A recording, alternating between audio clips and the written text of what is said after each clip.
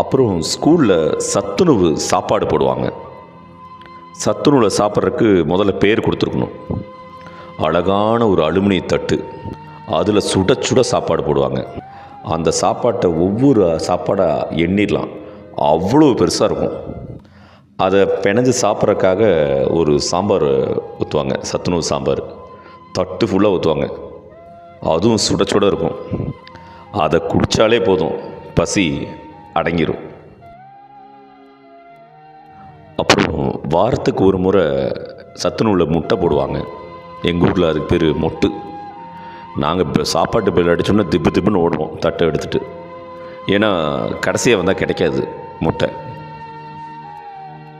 நிறைய பேர் ஸ்கூலுக்கு வந்ததே இந்த சாப்பாடை சாப்பிட்றது தான். அதில் நானும் ஒருத்தன். பசி ருசி அறியாதுன்னு சொல்லுவாங்க. பசியாம இருக்கும் போதே ருசியா இருக்கு.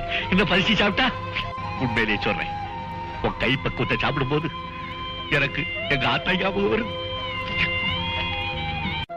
பசினா என்னென்னு இந்த மதிய உணவை சாப்பிட்றதுக்காக மட்டுமே ஸ்கூலுக்கு வரவங்களுக்கு நல்லா தெரியும்.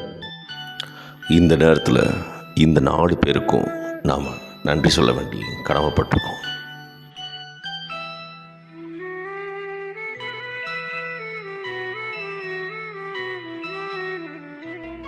அப்போது ஸ்கூலில் இலவசமாக யூனிஃபார்ம்